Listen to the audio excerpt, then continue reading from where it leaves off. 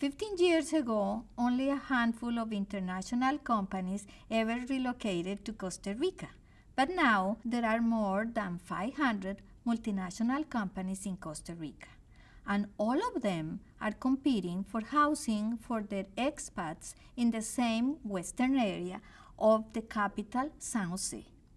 Construction has been non-stop for the last 10 years, and there are now enough housing options to meet demand, but demand has also steadily increased over the years, and this makes for a very dynamic housing market in Costa Rica. Despite the demand, the selection is very good in San Jose and the Central Valley. But in the other provinces of Costa Rica, it is very hard to find a suitable selection of houses for rent. As far as San Jose goes, I will stress that even though there is a good selection of properties, a steady demand makes it important to decide on a place very quickly, or at least as quickly as possible. The options consist of standalone houses, high-rise condominium complexes, gated communities, etc. About 10% of homes on the market come furnished.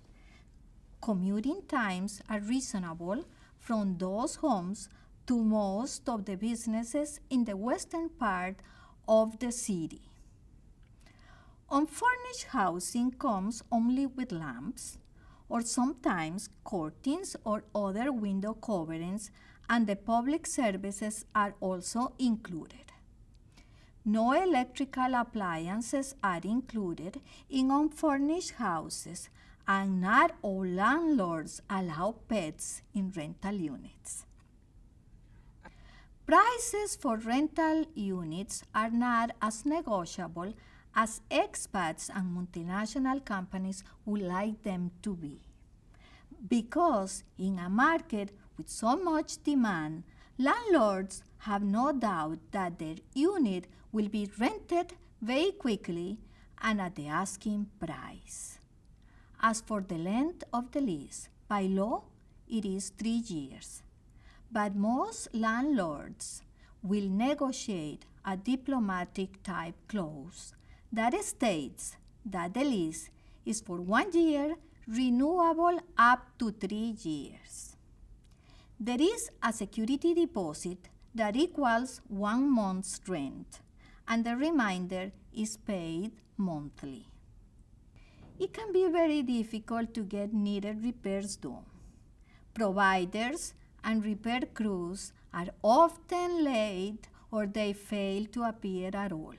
So we advise assignees and their families to take into consideration these cultural differences when scheduling repairs and understand that patience is likely going to be required.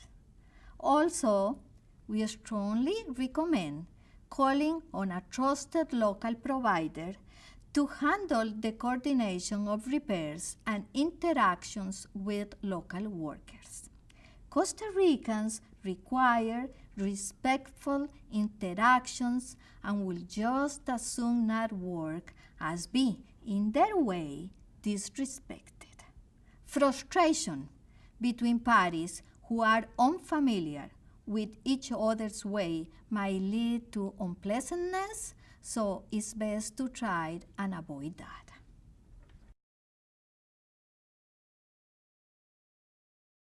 Schools in Costa Rica are very good, but space is somewhat limited. There are 2 types of school calendars in Costa Rica. The local version runs from February to December, and the so-called American calendar is from August to June or May. There are English schools, a French school, Christian school, etc., all of which use the American calendar and offer all courses in English, French or other languages. As far as private education goes, in Costa Rica, it is expensive, and certain grades in certain schools have waiting lists. All of them will administer a placement test before admitting them to the school or to any given grade. Again, as with housing, the best school options are in the Central Valley. There are fewer options in the other provinces of Costa Rica. We do advise assignees to start looking for suitable schools during the look-see trip and to get started right away on any needed applications and documentation.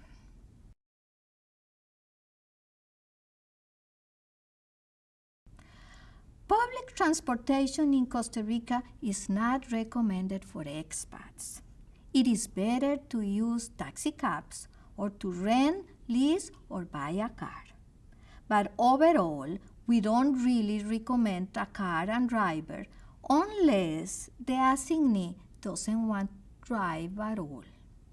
As far as car rentals, there are month-to-month, and a new contract must be signed every 30 days.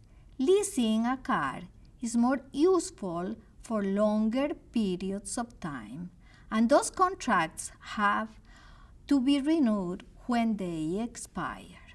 A foreigner driver's license is usable in Costa Rica for the same length of time as the entry permit stamped in the passport by immigration. To get a Costa Rican driver's license, the expat has to show a passport with an entry stamp and bring extra photocopies of it. And must also take medical and vision exams, certify their blood type, and present a valid driver's license from their country of origin. Roads in Costa Rica are not always in the best shape, but they get jammed during rush hour. The west side of San Jose, which is the area favored by the expats and where most multinational companies are, have better roads and less congestion.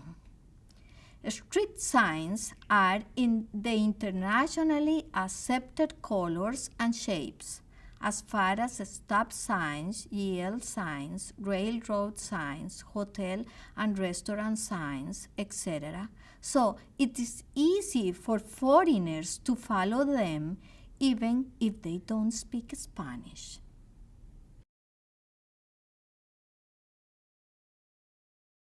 You can get around and function without speaking Spanish.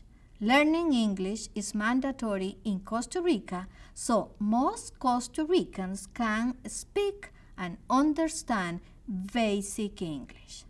And most signs are in both languages. And this goes for restaurant menus too.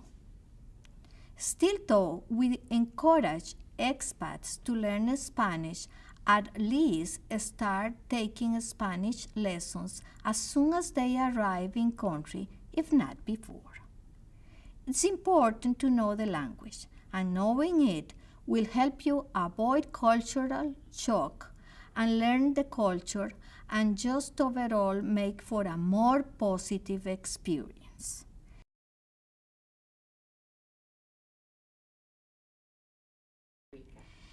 It's important to understand what's normal in Costa Rican culture.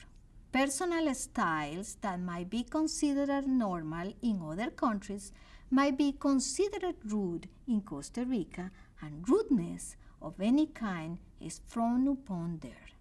Certain behaviors and mannerisms and conversational styles can be perceived as having an attitude and can really be a drawback when it comes to building relationships, forming friendships, or just getting things done.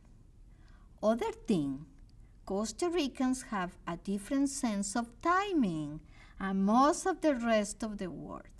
You will notice this when it comes to, for instance, scheduling repairs. There is generally what you might consider a negative attitude towards setting time frames. For instance, making an appointment.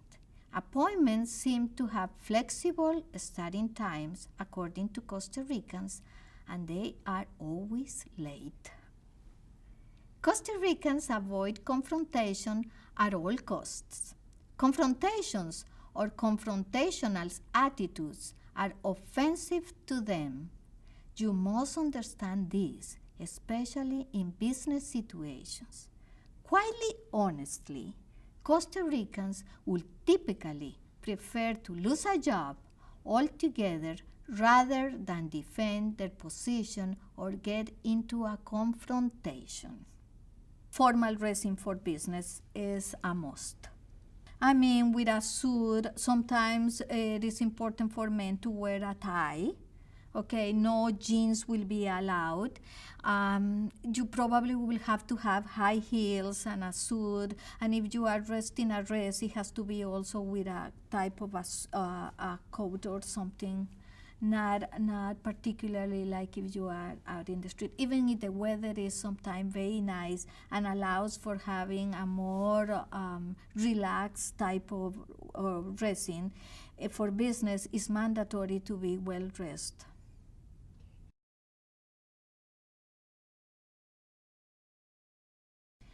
Most expats will have their own healthcare program with them, and they can go to private hospitals that will work directly with the insurance company. The quality of the healthcare in private hospitals in Costa Rica is excellent. We have several hospitals that have been accredited in the United States, so the quality of the healthcare in Costa Rica is excellent.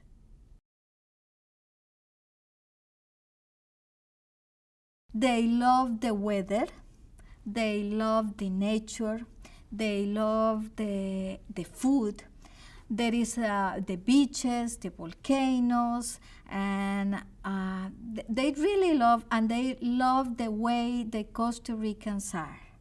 And that's when I think that's when we can offer the best to them, because we as Costa Ricans, I can say that we love people y nos encanta la gente.